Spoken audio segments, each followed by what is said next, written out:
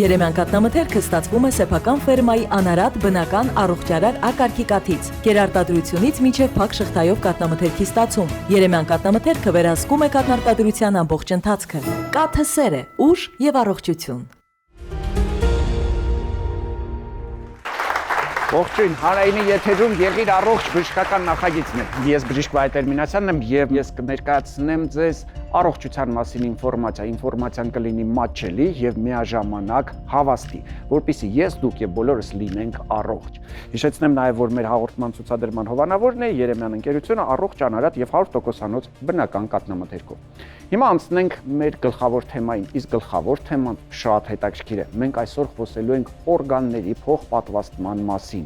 Ինչպես է դա արվում, ինչ է անհրաժեշտ, ով կարող է դիմել այս հարցով, կքննարկենք հաղորդման ընթացքում, բայց սկզբից իհարկե դիտենք տեսանյութը։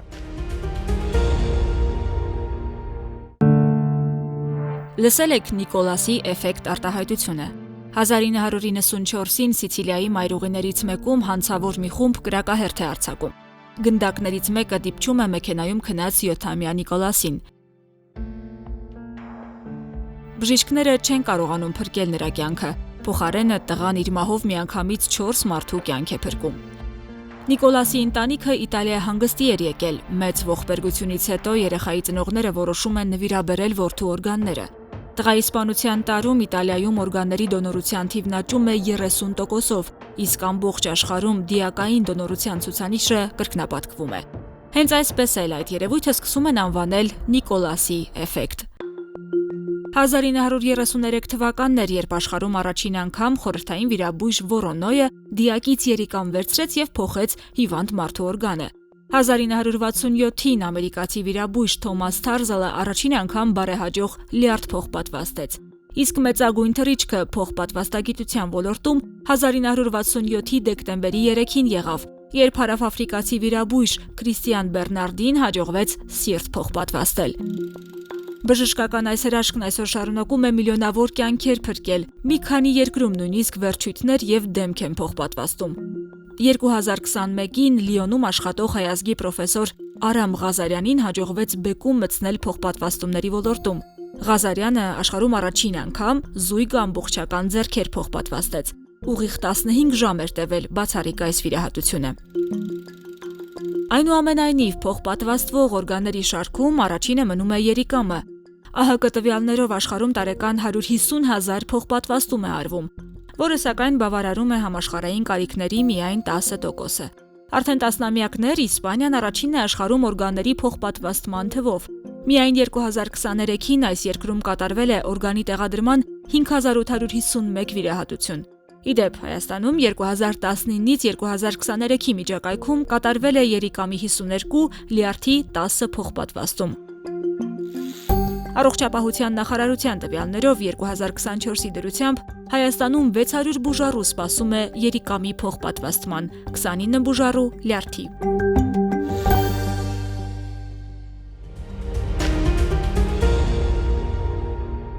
Դե իսկ հիմա հարգելի հեռուստատողներ, ես ուզում եմ ներկայացնել մեր այսօրվա առաջին հյուրին, մանկական վիրաբույժ, նեֆրոլոգ, բժշկական գիտությունների դոկտոր, պրոֆեսոր եւ իհարկե մեր բժշկության կենթանի լեգենդ Արա Բաբլոյանը դիմավորենք։ Բարև ձեզ։ Պատկերացրեք, որ 91 թվականին պատերազմ, մութ, ցուրտ ու կատարվում է փոխպատվաստման վիրահատություն։ Ինչ ստացվեց, ոնց ստացվեց։ Երբ որ երկրաշարժը եղավ 88-ին, մենք նույնիսկ Հայաստանում դիալիզի մեքենա չունեինք, որպեսզի մարդկանց կյանքերը փրկեինք։ Իհարկե հիմա բոլորի համար զարմանալի է, որովհետև 1000-ից ավել մենք հիմա հիվանդներ ունենք դիալիզ ստացող, որոնք ապրում են դրա հաշվին։ Ապրում են, այո։ Եվ այն ժամանակ այդ մարդիկ որևէ հնարավորություն չունեին, եւ երբ որ սկսեցինք դիալիզը կիրառել, ապա մեզ համար որպես մանկական բժիշկների եւ մանկական վիրաբույժների հրամայական էր, որ մենք կարողանայինք երիկամի փոխպատվաստում անենք, որովհետեւ եթե մեծահասակին 50 կամ 60 տարեկան անձնավորությանը, որը կյանքը պետք է կորցներ, եթե դիալիզ չլիներ եւ սկսում են դիալիզ անել, կյանքը փրկվում է եւ 20-30 տարի կարող է ասենք դիալիզով ապրել, ապա պատկերացրեք 5 կամ 10 տարեկան երեխային, եթե դու դիալիզ ես անում 20 տարի եւ 20 տարուց հետո իրեն ոչ մի ապագա չես երաշխավորում, ապա չգիտեմ, դա ինչքանով է արդարացված։ Բայց բարեբախտաբար ամբողջ պատկերը փոխվել է եւ հիմա մենք իրականացնում ենք հիմնականում մեծահասակներին, որովհետեւ կարողացել ենք զարգացնել մանկաբուժության բոլոր ծրագրերը այնպես, որ գրեթե երեխա չունենք, որ դիալիզի է գալիս, առավել եւս քրոնիկ հիվանդություններով։ Այսինքն կան երեխաներ, որոնք ձեռքբերովի հիվանդություններով են գալիս։ Այսինքն բուժում եք նրանց։ Այո, մենք իրենց բուժում ենք։ Արդեն դրա կարիքը չեն լինում։ Այո։ Շատ բարի։ Այնուամենայնիվ ես կարծում եմ նաև վիրահատությունների որակը, ձևը նույնպես ենթարկվել է շատ մեծ փոփոխությունների այս տարիների ընթացքում։ Միանշանակ, եթե առաջներում օրինակ ասենք կենթանի դոնորից օրգանը վերցնելու համար մեծ կտրվածք էր իրականացվում, հիմա այդ ամենը իրականացվում է լապարասկոպիկ եղանակով։ Ընդհանուր վիրաբուժության մեջ լապարասկոպիան իհարկե հիմա արդեն որից մեկին չես զարմացնի։ Այն ժամանակ դա բայց փոխպատվաստումների դեպքում իհարկե շատ ավելի բծախնդիր պահեր կան եւ բարեբախտաբար մենք կարողանում ենք արդեն կիրառել այդ մեթոդը եւ վերջի 2 տարին որեցի մի պացիենտ, որեցի մի դոնոր երիկամրջի վերցվել բաց եղանակով։ Պարոն Բաբլոյան, փոխպատվաստման համար անհրաժեշտ են երկուսը։ Մեկը պետք է տա իր օրգանը, մյուսին այդ օրգանը արդեն պետք է տեղադրվի եւ աշխատի։ Աշխարհում կան տարբեր մոդելներ, այսինքն մենք հաճախ խոսում ենք դրանք կարող են լինել հարազատներ, քույր, եղբայր, ծնողներ, երեխաներ, բայց աշխարհում գոյություն ունի նաև մեկ այլ մեխանիզմ, երբ դրանք մահացածի օրգաններն են եւ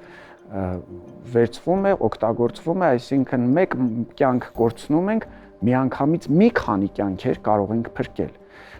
Որ օրգանները ընդհանրապես կարելի է փոխպատվաստել, բացի երիկամներից։ Մենք խոսում ենք օրգանների մասին, չմոռանանք եւ հյուսվածքները, Անշուշտ։ Որովհետեւ ասենք երջանքից, ոսկրերից, անոթներից, կապյուրներից տարբեր հյուսվածքներ, նրանք նույնպես կարեւոր են եւ կարող ենք վերցնել եւ առավել եւս հաճախ օրգաններից պատվաստվում են երիկամները, սիրտը, լյարդը։ Ես ուզում եմ այստեղ մենք փորձենք դուք շատ մի թեթև քանդենք, անգամ աղիները ես գիտեմ կարելի է փոխպատվաստել։ Տեսեք, լյարդը, երիկամները, թոքերը, երիկամները այստեղ են, սիրտը պահկված է, ենթաստամոքսային գեղձը, ենթաստամոքսային գեղձը, այո, այսինքն գիտությունը անգամ մաշկը, գիտությունը հասել է նրան, որ գրեթե բոլոր օրգանները կարելի է փոխպատվաստել։ Կարծում եմ ել ավելի կընդլայնվի ցանկը։ Ինչ է արվում Հայաստանում։ Տեսեք, Հայաստանում ցավոք առայժմ կենթանի դոնորից ենք վերցնում, նույնիսկ օրենքը 2 անգամ փոխվեց, բայց դեռ մինչ այժմ պատրաստ չի մեր հասարակությունը։ Ուզում եմ դիմեմ բոլորին, որ իմանան, բժիշկները նրա համար են, որպեսզի փրկեն կյանքեր։ Բայց եթե լինում են դեպքեր, երբ որ անհնարին է փրկել կյանքը, ապա այդ մարդու օրգանները կարող են փրկեն այլ մարդկանց 5-6 մարդու կյանք տալով արդեն մահացած մարդու օրգանները։ Ես ուզում եմ դիմել մեր հեռուստադիտողին եւ իհարկե մեր հանդիսատեսին ու փորձել քվեարկել, արդյոք պատրաստ եք մահից հետո ձեր օրգանները տրամադրել այլ մարդկանց նրանց կյանքը փրկելու համար։ Մինչ քվեարկեն ու մենք ունենանք պատասխանները, ես ուզում եի հասկանալ, ունենք դեպքեր, երբ չի գտնվում դոնոր եւ դրա հետևանքով մարդը մահանում է։ Հայաստանում նման պատկեր կա։ Այո, կան։ Կան դեպքեր, որոնք պացիենտները ստիպված մեկնում են այլ երկրներ, որպեսզի իրականացնեն, որտեղ մեր հսկողության տակ կան հիմա մարդիկ, որոնց սիրտ է պատվաստված, լյարդ է պատվաստված, որը մեր մոտ չի պատվաստված, նույն երիկամ է պատվաստված, որը Հայաստանում չի, որտեղ դոնոր չունեն։ Գիտությունը կանգ չի առել այս երկու, այսպես ասած, հնարավորություններին, կենթանի դոնորի եւ մահացած դոնորի։ Եվ եւս 3 ուղղություն է զարգանում, մեկը դա գենետիկ վերակառուցումն է երբ որ վերակառուցումը իրականացվում կենդանիների մոտ եւ կենդանուց կարող ենք հետագայում օրգան պատվաստել մարդուն, մյուսը դա մենք բոլորս գիտենք 3D տպագրությունը։ Այո։ Հաստորեն հիմա դա մտել է նույն բժշկական ասպարեզ եւ 3D բիոտպագրության միջոցով մարդու իրեն հյուսվածքների փոփոխությունների միջոցով ստեղծվում են իրեն անհրաժեշտ հյուսվածքներ, որը նույնպես կարելի է փոխպատվաստել։ Այսինքն օրինակ կարող է այնպես ստացվի, որ մեր լյարդից մի փոքրիկ կտոր ունենանք, առողջ ունենանք եւ դրանից ստեղծենք նոր ամբողջական լյարդ եւ կարողանանք տեղադրել։ Այո, եւ կհասնեմ հիմա երրորդը դրան։ Երբ որ ցողունային բջիջները վերցվում է այդ պացիենտից եւ կամ իրեն օրգանի վերակառուցման համար է օգտագործվում, բարելավելով օրգանի ֆունկցիան, կամ այդ ցողունային բջիջները օգտագործում են կենդանիների սաղմի մեջ ներմուծելով եւ ստանալով օրգաններ, որոնք որ ավելի մոտիկ են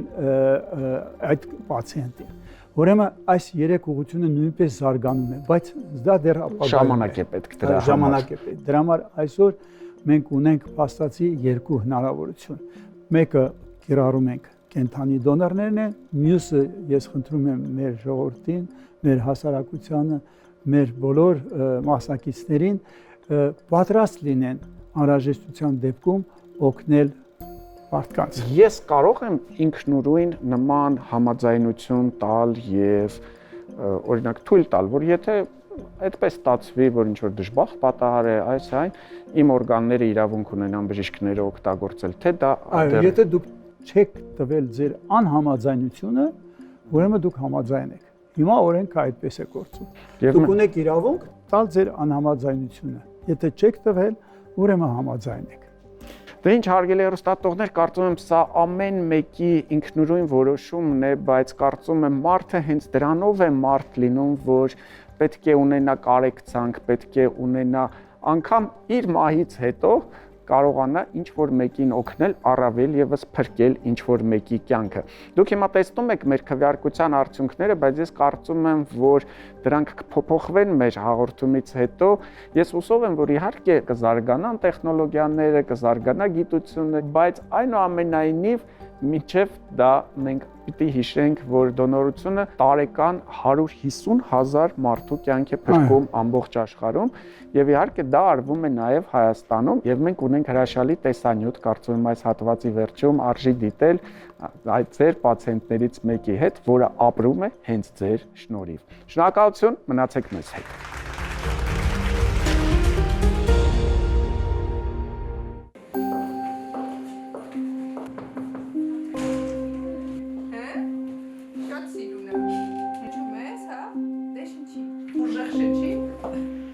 Տիգրանս երբ որ ծնվեց, ծննդատանը այն որ դեղնություն է լինում, բոլոր երեխաների մոտ էլ այդ դեղնություն լինում է, ուղղակի երեխաներ կա, որ անցնում է, հիմա օրեր անցան եւ չանցավ այդ դեղնությունը եւ սկսեցինք անհանգստանալ։ Տիգրանի մոտ հայտնաբերվեց ցիտոմեգալավիրուս,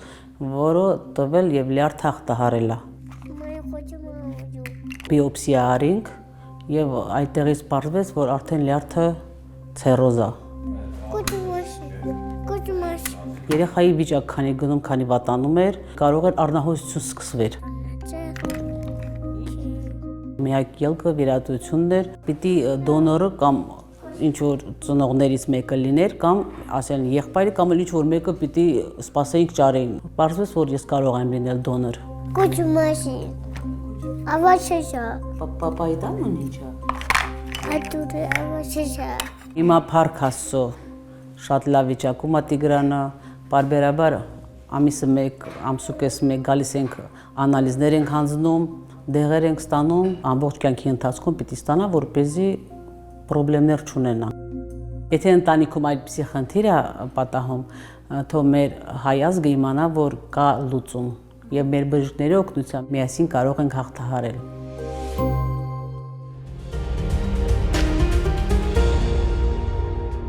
Արգելի երթատողներ, շարունակում ենք հաղորդումը եւ արդեն գնում ենք ծնողների դպրոց։ Այնտեղ մեզ սպասում է մեր մանկաբույժը Գայան Հովհաննիսյանը, ողջույն բժշկուհի, պրոֆեսոր ողջույն։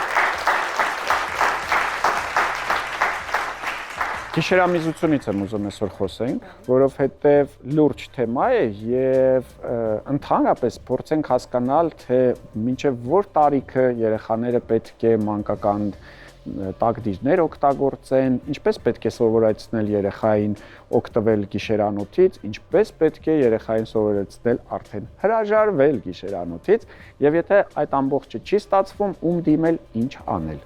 Մի փոքր տարբեր կարծիքներ կան, նախկին խորհրդային միության երկրներում դեռ ընդունված է փոքր տարիքից երեխային ստիպողաբար գիշերանոթին սովորեցնելու process-ը, այսինքն դեռ երեխային քնից հանում են, ասում են վեկած վեր, չի կարելի, գնա նստի արա։ Այդ երեխան սկսում է լաց լինել, մաման զարթուցիչով արտանում է երեխային 2-3 անգամ գիշերվա ընթացքում տանել դեպի գիշերանոթ եւ ռեֆլեքս ստեղծել, որի միջոցով էլ կարելի է կանգնեցնել գիշերանոթությունը։ Անընդհատ շարունակում է թռչել ու թռչել։ Քանի որ խորացնում ենք վիճակը։ Իսկ Եվ ստրեսային իրավիճակ են ստեղծում։ Իսկ եթե նայենք նոր մոտեցումները, պետք է երեխան գնա գիշերանոթ գիտակցված։ Այսինքն երեխան գիշերանոթից պետք է մեծանա։ Այո, պետք է պատրաստ լինի եւ հասուն լինի եւ գիտակցված մոտենա դեպի գիշերանոթ։ Օրինակ, ձեր կարծիքով որ տարիքից է, որ արդեն երեխան պատրաստ է։ Սովորաբար երեխաներ կան, որ արդեն 1.5 տարեկանից ամբողջությամբ օգտվում են գիշերանոթից, երեխաներ կան 3-4 տարեկան են դեռ շարունակում են խուսափել գիշերանոթից։ Դա նորմալ է, թե դա արդեն խնդիր է, որի համար պետք է դիմել մանկաբույժին կամ այլ մասնագետին։ Եթե նայենք նոր մոտեցումները, դա դեռ նորմայի տարբերակ է եւ երբ անհանգստանալ երեխայի գիշերը տակը թռչելու հետ կապված կամ էնուրես կոչված անմիզապահություն, դա ըստ մոտեցման 5, 6, մինչև 7 տարեկան դա կարելի է համարել նորմալ։ Սովորաբար դա ինքնուրույն տարիքի հետ անցնում է։ Եթե չկա միզապարկի հետ կապված խնդիրներ, դա տարիքի հետ անցնող երևույթ է եւ ծնողի համար չպետք է անհանգստանա։ Սակայն եթե երեխան 5-6 տարեկան է, երեխան գնում է մանկապարտեզ, հաճախում է մանկապարտեզ, դեռ շարունակում է թռչել տակը, դա կարող է ծաղրի առարկա դառնալ երեխան, տհաճ է եւ ծնողը ամեն դեպքում հիմնականում 4-5 տարեկանից հետո ծնողը դիմում է մանկաբույժի, որոշ հետազոտություններից հետո կարող է ուղղորդել արդեն նեղ մասնագետի, ուրոլոգի կամ նեֆրոլոգի։ Եթե հասկանանք, որ խնդիրը կապված է արդեն միզապարկի զարգացման, նեյրոգեն միզապարկ եւ մի շարք միզապարկի զարգացման արատներ կան, որոնք կբերեն դրան։ Հոգեբանական խնդիրներ, որոնք կարող են նույնպես բերել գիշերամիզության։ Շատ հաճախ ծնողը դիմում է եւ ասում է իմ երեխան 1.5 տարեկանից հետո գիշերը չենք ունեցել ոչ մի խնդիր։ Լավ է, նորմալ է։ Եվ ստրեսային սիտուացիայից հետո երեխան սկսել է արտանալ գիշերը միզելուց, թաց անկողնու զգացողությունից։ Այո, առողջ երեխայի մոտ հուզական էմոցիոնալ ստրեսը կարող է բերել գիշերամիզությունների էպիզոդների։ Ես հիշում եմ շատ տարիներ առաջ իմ հարազատներից մեկի մոտ այդպիսի խնդիր կար երեխայի մոտ եւ ես հիշում եմ, որ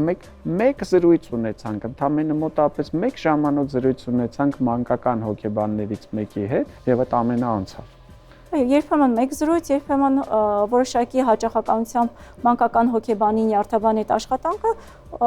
օգնում է շտկել իրավիճակը եւ երեխան նորից շարունակում է ապրել եւ քնել առանց թաց արթնացումների։ Ինչ կասեք մանկական ներդիրների մասին ընդհանրապես։ Լավ բան են, վատ բան են, չէ՞, շատ հաճախ կարելի է կարդալ, բա մեր ժամանակ ինչ է եղել, մենք ամեն անգամ երեխային փոխում էինք ինչներից է պետք է ներդիրները իրականում։ Մանկական ներդիրները փրկություն են ծնողների համար եւ ներդիր ընտրելիս պետք է նայել որակը ներդիրի, ինչպես նաեւ երեխային հագցնելիս ուշադիր լինել, որ չսեղմի, լինի համապատասխան տարիքի եւ այստեղ շատ կարեւոր է նաեւ ներդիրների փոխելու հաճախականությունը, այսինքն երկար չսպասել, հաճախությամբ են փոխվում տակդիրները սովորաբար։ Օրինակ նորածինների մոտ դա մինչեւ 10-12 անգամ կարող է լինել, կախված նորածինների կղազատման եւ զարգացման հաճախականությունից։ Մի փոքր ավելի մեծ, 1-1.5 տարեկան երեխան, եթե դեռ շարունակում է ներդիր կրել, մի փոքր կարող է լինել օրվա ընթացքում մինչեւ 6-8 անգամ, կախված թե ինչ հաճախականությամբ երեխան կմիզի եւ կղազատի։ Շատ բարի։ Հիմա փորձենք քննարկել ու հաշվել։ Պարզվում է, որ մեկ տակդիրի քայքայման համար, այսինքն օգտագործված տակդիրը, երբ դուք նետում եք աղբանոցը, միջինում մեկ տակդիրի ինքնուրույն քայքայման համար անհրաժեշտ է 50-ից 60 տարի։ Հիմա փորձենք հաշվել, որ մեկ երեխան սովորաբար օգտագործում է առնվազն 8 տակդիր օրվա ընթացքում։ Եթե հաշվենք, որ երեխան մինչև 1.5 տարեկանը դիցուկ 500 օր օգտագործեց տակդիր, 500 անգամ 8 անում է 4000։ Այսինքն ամեն երեխայի հետ մենք 4000 տակդիր թափում ենք երկրագնդի վրա։ Եթե հաշվենք, որ 50-ից 60 տարի եւ հիմա փորձենք հաշվել, որ վերջին 50-60 տարվա ընթացքում երկրագնդի վրա ծնվել է մի քանի միլիարդ մարդ, այդ մի քանի միլիարդը բազմապատկում ենք 4000-ով ու մենք հասկանում ենք, որ մենք ապրում ենք կեղտոտ տակդիրների մոլորակում։ Մենք զրուցում ենք մանկաբույժի հետ, ես կարծում եմ, սա հետաքրքիր ինֆորմացիա էր, փրկություն է ծնողների համար, բայց չարիք մեր մոլորակի համար։ Մնացեք մեզ հետ։ Երեմյան կաթնամթերքը ստացվում է սեփական ֆերմայի անարատ բնական առողջարար ակարգիկաթից, կերարտադրությունից մինչև փակ շղթայով կաթնամթերքի ստացում։ Երեմյան կաթնամթերքը վերահսկում է կաթնարտադրության ամբողջ ընթացքը։ Կաթը սեր է, ուժ եւ առողջություն։ Սնվենք հաճույքով եւ մնանք առողջ։ Մեր հաղորդման հաջորդ հատվածն է, իսկ մեր հյուրը Երևանի պետական բժշկական համալսարանի հիգիենայի եւ էկոլոգիայի ամբիոնի դոցենտ, բժշկական գիտությունների թեկնածու Արմեն Մկրտչյանն է։ Ողջույն, բժիշկ Մկրտչյան։ Ողջույն։ Մենք որոշել ենք, որ ամեն ինչ որ ուտելու ենք, այսուհետև պիտի իմանանք մանրամասնորեն հատկությունների մասին եւ աշխատենք հնարավորինս համեղ, բայց միաժամանակ օգտակար սնունդ օգտագործել։ Այսօր խոսելու ենք վիտամին A-ի մասին։ Ինչ է իրենից ներկայացնում, որտեղ կա, հիշեցնեմ նաև, որ մեր գործընկերը Երեմյան ընկերությունն է իր առողջ, անարատ եւ 100%-անոց բնական կաթնամթերքով։ Եթե շատ կարճ, բայց շատ համապարփակ ասեն, վիտամին A-ն պատասխանատու է բոլոր բջիջների աճի, զարգացման եւ գործունեության համար։ Այսինքն վիտամին A-ն կրիտիկական նշանակություն ունի սաղմնային հատվածից մինչև մեր վերջին օրը։ Գերկարևոր նշանակություն ունի վիտամին A-ն դեռևս պտղային ժամանակից աչքերի, ուղեղի, սրտի, թոքերի այլ հյուսվածքների ձևավորման համար եւ այդպես շարունակվել է մեր ամբողջ կյանքում։ Մեր ամբողջ կյանքում մեզ անհրաժեշտ է վիտամին A։ Ով է տեսել վիտամին A, որտեղ կա այդ վիտամին A կտակ, մի քիչ մի բուռ վիտամին A կտակ ինձ։ Հանգիստ կարող եմ առաջարկել կաթնամթերք, հրաշալի աղբյուր է, նարնջագույն, դեղին, կարմիր մրգեր հրաշալի աղբյուր է, մուգ կանաչ տերևավոր բանջարեղեն հրաշալի աղբյուր է։ Կներեք, մուգ կանաչը որն է եւ բաց կանաչը որն է։ Նայեք, ինչքան ավելի մուգ է, ինչքան ավելի քլորոֆիլը շատ է, այդքան ավելի ենթադրում է, որ նաեւ թաքնված վիտամին A-ն է շատ։ Իրակի վիտամին A-ի տեսքով չէ, այլ կարոտինների տեսքով է, որոնք իրենց հերթին, որոնք հետո մեր պատտվում օրգանիզմում են դառնում են վիտամին A։ Ինչքան վիտամին A է մեզ օրվա ընթացքում անհրաժեշտ։ Հիմա արդեն վիտամին A-ի համար այլ չափման միավորներ են, ասում ենք ռետինոլային համարժեքները, էկվիվալենտը, այսինքն կարող ես կարոտին ստանամ, որը հետո ռետինոլ է դառնալու, վիտամին A է դառնալու օրգանիզմում եւ մոտավորապես 700 միկրոգրամ կանանցն է, մոտավորապես 900 միկրոգրամ տղամարդկանց չափահաս։ Հիմա կարող ենք հաշվել օրական չափաբաժին։ Ես գիտեմ, օրինակ կարագի մեջ կա։ Բավականին շատ է։ Իդեպ կարագի մասին խոսելիս շատ հաճախ ասում են կարագը վնասակար է։ Ես միշտ ասում եմ կարագ չուտելը երևի ավելի վնասակար է։ Վերջին 5 տարին երևի, ինչ ես հետաքրքրում եմ սննդաբանությամբ, հակառակն է, մենք հիմա ասում ենք, որ կարագը այո սահմանափակել թերևս պետք է, բայց հանել բացառում է, որտեղ այնտեղ կան հրաշալի տարբեր բաղադրիչներ, այդ թվում նաև վիտամին A-ն։ Հարգելի հեռուստադիտողներ, կերեք կարագ, օգտագործեք կարագ, կարագը լավ բան է։ Դա ասում ենք պատասխանատու կերպով, բայց իհարկե չափի մեջ։ Չափի մեջ, բայց կարագից հրաժարվելը սխալ է։ Օրինակ դդումի մեջ ասեմ, հա։ Դդում։ Մոտ 100 գրամը երևի բավարար կլինի, որ մեր վիտամին A-ի օրական պահանջը փակի։ Հասուն մարդու համար։ Այո։ Հասուն մարդու համար 100 գրամ դդումը։ Մի քիչ թերևս Այդ նշանակում է ֆանտաստիկ քանակությամբ պարունակում է։ Ահռելի քանակներով է պարունակվում։ Ծիրանի մեջ շատ կա, մեր հասարակ մաղադանոսի մեջ շատ կա, բրոկոլիի մեջ շատ կա, եւ ես ուզում եմ իրոք նորից կաթնամթերքին վերադառնամ, որ մեկ բաժակ կաթը, մեկ բաժակ մածունը, հա, ինքը էլի կարող է մոտավորապես վիտամին A օրական պահանջի 20-25% փակել։ Ինչպես եւ կալցիումի։ Այսինքն մենք մեկ բաժակ կաթ ենք խմում կալցիումի 25-30%-ն ենք օրվա փակում, մեկ բաժակ կաթ ենք խմում վիտամին A-ի 25-30%-ն ենք պահանջի փակում, էլ ինչ կա կաթի մեջ։ Իրականում մենք մի 9-10 անգամ կարող ենք վերադառնալ դրան եւ ասել ամեն անգամ այ որ մենք մի բաժակ կաթ ենք խմում, այսքան տոկոսը ցինկի, չգիտեմ, B12-ի, խոլինի, որակյալ սպիտակուցների ահռելի քանակով։ Ու բոլորը մի բաժակ կաթի օգնությամբ։ Դրա համար կաթը համարվում է ամենաիդեալական մթերքներից։ Որ տարիքից ենք կաթ խորտ տալիս։ Կովի կաթ մինչև 1 տարեկան չի կարելի։ Մեկից հետո արդեն կամաց-կամաց, ու հետո կամաց-կամաց անցնում ենք արդեն ֆերմենտացված կաթնամթերքին, մածուն, բայց բնականաբար կաթնամթերքը նույնպես պետք է լինի որակյալ։ Միանշանակ։ Որովհետև այստեղ համաձայնեք կան բազմաթիվ փաստեր, երբ վատ կաթնամթերքը, անորակ կաթնամթերքը այդ մեր բոլոր պատկերացումները 180 աստիճանով կարող է շուռ տալ եւ օգտակար սննդատեսակից դառնա, չեմ ուզում վատ բառեր օգտագործել։ Բանջարեղենի պարագայում բանջարեղենը, նայեք, քանի որ ինքը ճարպալույծ վիտամին է եւ ճարպերի մեջ է եւ ինքը շատ հետաքրքիր, որ ինքը բույսերի մեջ ոնց որ բջիջի ներսում է եւ երբ որ մենք ջերմային մշակման ենք ենթարկում եւ ոչնչացնում ենք, բացում ենք, պատրում ենք բջջապատը, շատ ավելի հասանելի է դառնում կարոտինը։ Եւ միշտ խորհուրդ ենք տալիս, որ պարբերաբար գազարնել, դդումնել, տարբեր գունավոր այդ պղպեղներն էլ, հա, օգտագործել կեսը հում, որտեվ ջերմային մշակման ժամանակ այլ բաներ ոչնչանում են։ Կեսը ջերմային մշակման ենթարկված եւ ցանկալի է, որ ինքը լինի նաեւ ինչ-որ մի փոքր քանակությամբ նաեւ ճարպային մթերք, որպեսզի ավելի հեշտ լինի յուրացումը։ Ինչպես կարող եմ հասկանալ, որ օրգանիզմում ունեմ վիտամին A-ի պակաս։ Օй, վիտամին A-ի դեֆիցիտը շատ երկար ժամանակ ինքը գաղտնի կարող է մնալ, քողարկված եւ կլինիկական նշաններից առաջինը թերևս կարող ենք նշել դա մթնշաղային կուրությունն է։ Հավկուրությունը մեր ժողովրդի մեջ։ Այսինքն երբ որ այսպես արդեն մթնշաղը ու դուք զգում եք, որ տեսողությունը կտրուկ վատացավ, լուսավոր սուպիկները, որոնք ռոդոպսինային այդ ազդակով լուսային իմպուլսը հաղորդեին ուղեղին, այլևս շատ հավանական է, որ ուրեմն ունեք վիտամին A-ի պակաս։ Հետագայում արդեն իհարկե միանում են բոլոր այն խնդիրները, նաև մաշկի չորությունը, ելի մեր բժշկական տերմինոլոգիայով ֆոլիկուլար հիպերկերատիտ, հա, այսինքն մաշկը չոր է դառնում, այդ մազարմատները կերատինը շատանում է եւ աչքը չորանում է, չոր աչքի համախտանիշն է լինում ու ի վերջո ցավոք սրտի կարող է բերել մակուլյար դիստրոֆիայի եւ այլևս անդառնալի կուրության, բայց մինչ այդ հնարավոր է վերադարձնել։ Վերջին հարցս հասկացա, բարձեցի վիտամին A-ի պակաս ունեմ, տարբերակ A անցնում եմ առողջ սննդամթերքի, ինձ անհրաժեշտ, տարբերակ B գնում եմ եւ վիտամին A պարունակող տեղահաբեր եմ գնում,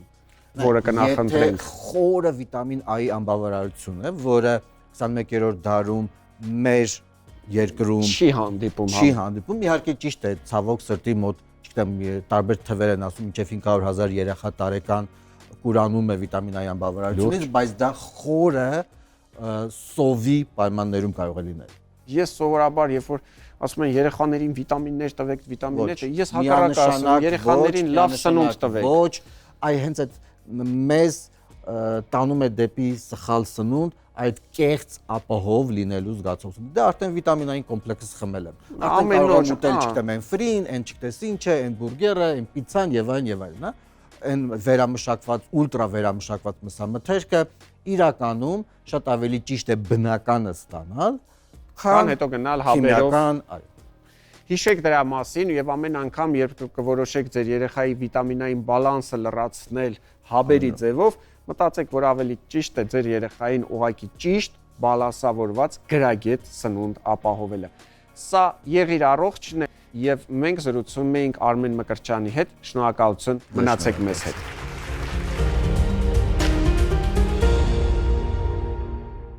Շարունակում ենք հաղորդումը եւ հաջորդ հատվածը կոչվում է Իսկ դու գիտես։ Մենք ներկայացնում ենք ժամանակակից բժշկության համաշխարհային նորությունները տեսանյութի միջոցով եւ սիրով իհարկե կպատասխանենք ու կմեկնաբանենք ձեր հարցերը։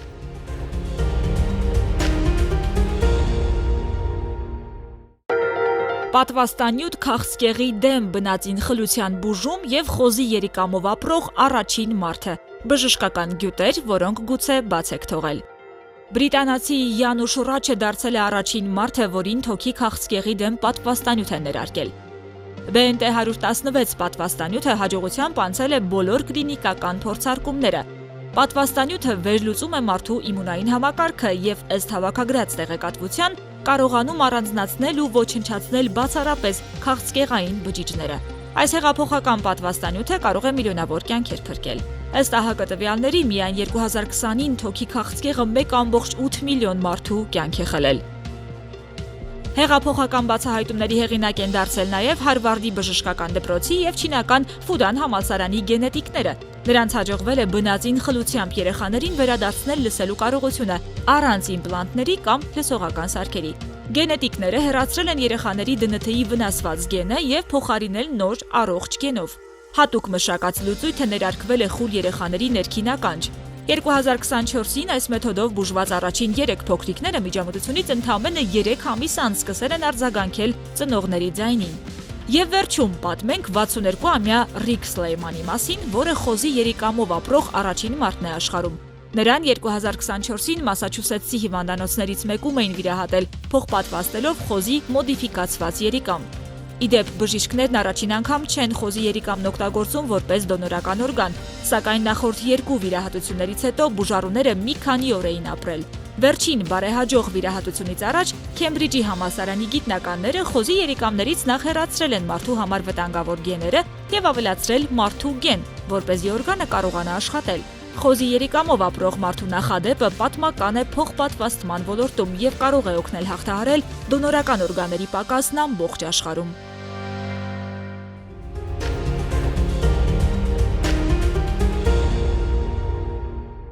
Դե ինչ միանգամից 3 հետաքրքիր նորության մեզ ծանոթացրեցին, առաջինը այո պատվաստանյութերն են ուղղված չարորակ նորագույացությունների դեմ։ Ասեմ, որ այս աշխատանքները սկսվել են տասնյակ տարիներ առաջ։ Տարբեր երկրներում այս աշխատանքները կատարվում են եւ հավատացեք, որ որոշակի հաջողություններ կան եւ շատ հետաքրքիր է, որ ժամանակին արդեն հասել էին այն մակարդակին, որ վերցնում էին տարբեր մարդկանց ուռուցքային հյուսվածքները, դրանք ենթարկում էին տարբեր փոփոխությունների եւ անգամ կարողանում էին անհատական պատվաստանյութեր ստանալ։ Վերջի վերջո մենք իհարկե գտնելու ենք բուժման մեթոդները եւ անպայմանորեն դրանք կիրառելու ենք։ Հաջորդ թեման արդեն վերաբերում էր ԴՆԹ-ի վնասվածքներին։ Եկեք փորձենք հասկանալ, մենք ցանկացած հիվանդության ժամանակ խոսում ենք տարբեր գործոնների մասին, բայց պետք է նաև հիշենք, որ այո, գենետիկայից ոչ ոք ոչ միտեղ փախնել չի կարող։ Եվ այո, եթե մենք կարողանանք ամբողջությամբ վերցանել մեր գենետիկական կոդը, ապա անպայման կարող ենք գտնել նաև բուժման ճիշտ տարբերակները։ Եվ վերջինը արդեն փոխպատվաստման մասին էր։ Հիշեցնեմ, որ այս թեման շատ հետաքրքիր է։ Մենք անընդհատ խոսում ենք նրա մասին, որ պետք է օրենքները փոխել, որ մարդիկ պետք է լինեն ավելի բարի, մարդիկ պետք է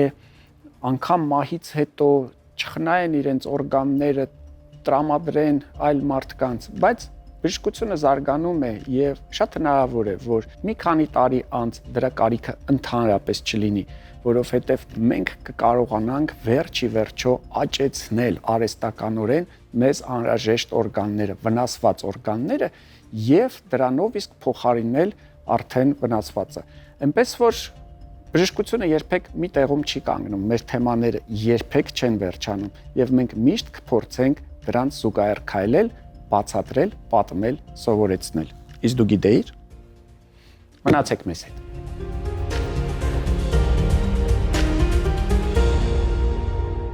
Ողջույն, ձեզ հետ գեղեցկության արվեստն է։ Այսօր խոսելու ենք պապիլոմաներից։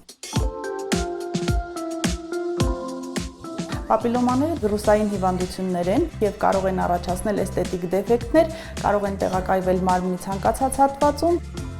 Եթե ունենում ենք մի քանի պապիլոմաներ, այսինքն 5-ից ավել կամ 10-ից ավել պապիլոմաները, ապա այդ դեպքում մենք կատարում ենք բուժում, քանի որ մենք գիտենք, որ պապիլոմաները դրանք իմունիտետի անկման հետևանքով են առաջանում, ապա նշանակվում է իմունիտետը բարձրացնող պրեպարատներ եւ հակավիրուսային պրեպարատներ, այնուհետեւ կատարվում է լազերային հեռացում։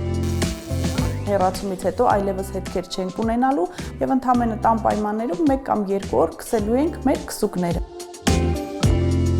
Եթե մենք չկատարենք հեռացում, ապա այդ պապիլոմաները մնան, հետագայում մենք կունենանք չարորակացում, թե չենք ունենա։ Ոչ, չարորակացում չենք ունենալու, որտեղ նրանք համարվում են բարորակ գնոյագոյացություններ մաշկի վրա եւ ընդհանրապես էսթետիկ դեֆեկտ են մեզ պատճառելու ընթացքում կարող են շատանալ։